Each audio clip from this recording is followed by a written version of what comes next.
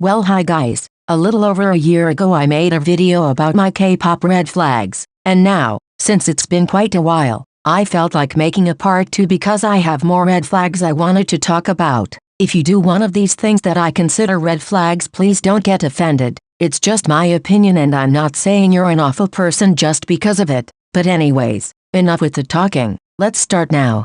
Labeling every sort of criticism as jealousy. For example, if I don't like a certain discography and I express my honest opinion about it, it makes no sense claiming I'm just saying it because I'm jealous of that group. Same thing if I criticize an idol for a bad performance or because of something they've done. My criticism isn't necessarily coming from a place of jealousy. It simply means I have an opinion and I have every right to express it. When K-pop stans try to silence every sort of criticism by saying haters are just jealous, they're failing to understand the problem. If an idol did a horrible performance, they still did a horrible performance and people are gonna talk about it. It has nothing to do with jealousy. If an idol is problematic and people call them out, they're calling them out because they did something wrong, not because they're jealous of their success. People that always say you're just jealous in response to criticism never take anything seriously. They just come off as immature. And if they're so immature about this, I wouldn't be surprised if they were immature about many other things. So that's why I find it a red flag.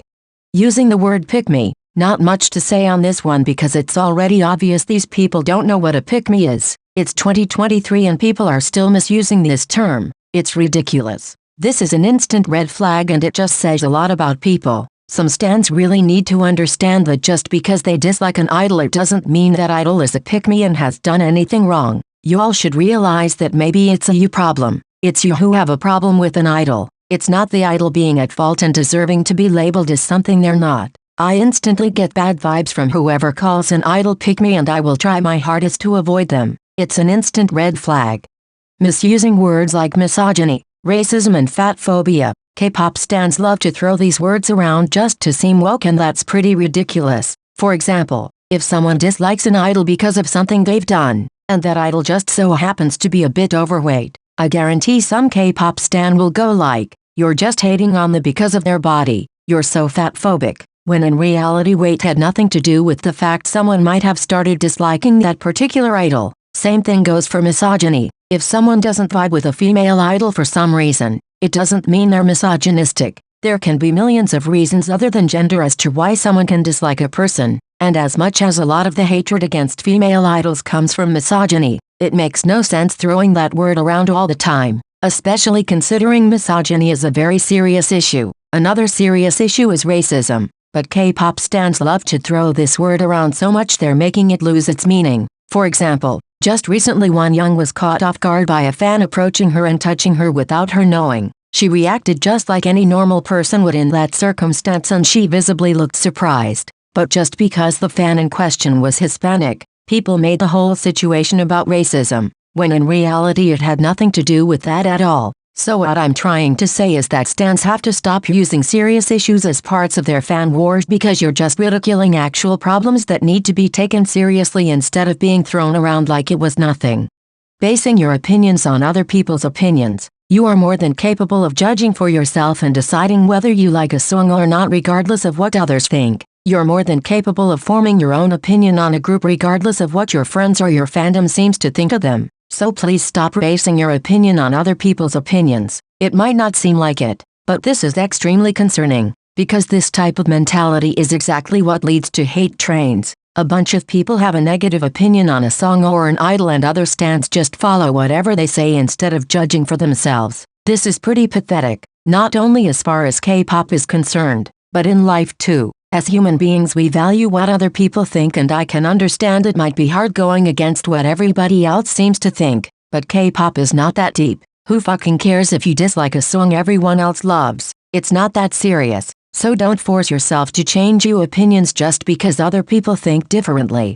Always blaming companies. K-pop companies suck most of the time, but sometimes everybody criticizes them when they're actually doing the right thing for once. For example, let's say a member has been taking part in less activities and the whole fandom starts screaming about mistreatment. Have you ever thought maybe that idol is just finally resting after working a lot, and maybe they specifically asked to have less schedules? Or maybe they're not feeling well or had family problems and the company is actually trying to help them while you're accusing it of mistreating them. Same thing goes for the amount of lines certain members get. Some foreign idols have revealed they were the ones asking for less lines because they were not confident in their Korean, while others preferred to sing less until they improved their singing skills because they thought they weren't good enough. Yet some of you always have to blame the company. Of course, if it's always the same member never getting lines and never getting activities, then it makes sense to complain. But I just wish people stopped blindly hating on companies without knowing what is going on behind the scenes.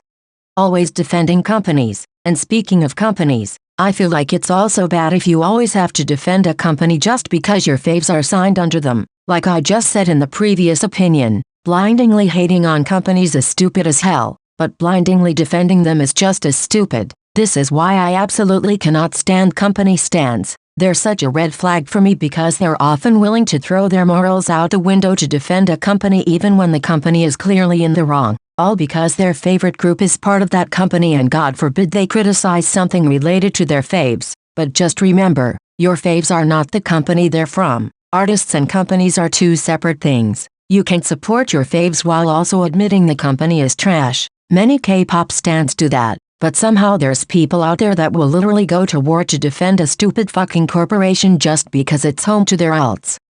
Heavily standing pre-debut groups with little to no content out. This isn't that deep, but it's a bit weird nonetheless. One thing is if the pre-debut group in question comes from a survival show and you already saw the members' talents and personalities throughout the show, or even if the group had a lot of pre-debut content showcasing the members' skills and their behavior, just like Baby Monster for example. But another thing is if you only know these people's faces and names and you're still heavily standing them. That's just weird. Not gonna lie, you're basically just standing them for their looks. And I get that looks play a big part in the K-pop industry. But seriously, how are you already making fan accounts for these people? How are you actively engaging in fan wars to defend people you don't even know because all you ever saw was a picture of them? That's stupid, I'm sorry. Maybe you already know some of the members that are set to debut in that group and you want to support them. That makes sense. But if you literally don't know any of these people, how can you even be so invested from the get-go? That just doesn't make sense.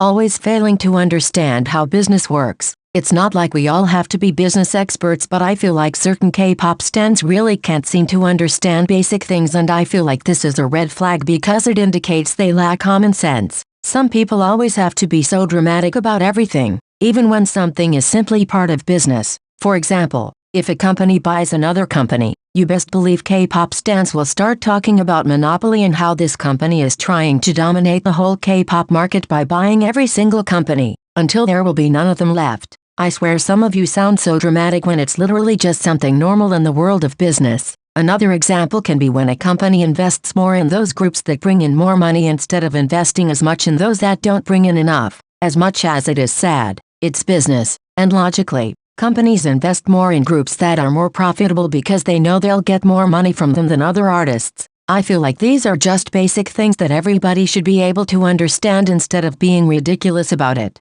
Believing TikTok narratives. It's 2023. I think we should all know by now that TikTok is an unreliable source. It's easy to paint idols and groups badly by editing videos on TikTok. It's easy spreading hate and still get tons of likes and views as well. K-pop TikTok creators know this and will do just about anything to get clout, including jumping on hate trains just for views. If you're still believing TikTok narratives instead of judging for yourself, this is a huge red flag and it instantly makes me dislike you as a K-pop fan. You should form your own opinion by watching content for yourself instead of believing spliced videos that are specifically made to target someone negatively.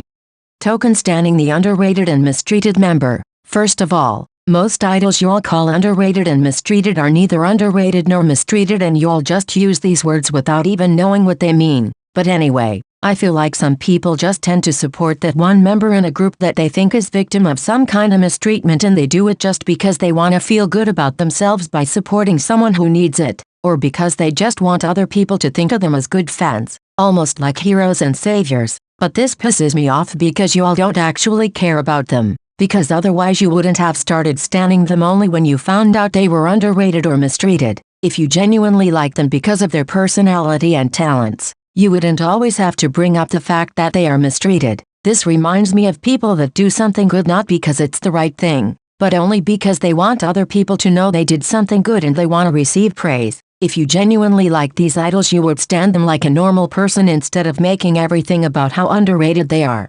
Taking the paved the way argument too seriously. No, but for real, who gives a damn about who paved the way? I'm sure most people that are obsessed about this just want to bring some groups down while uplifting their faves, because otherwise why would you even care this much? Every K-pop artist has contributed to paving the way somehow. They've all done something in these past decades to bring fans to K-pop. Some of them did more, some of them did less. But it's really such a silly thing to fight over. Let's be honest, you all just wanna talk shit about others while glorifying your faves. You can think whatever you want. It's fine if you think a specific group paved the way, but if you had a bit of common sense you'd keep your opinion to yourself, or at least you would share it respectfully instead of fighting about it and insulting other groups just because their fans have a different opinion compared to yours.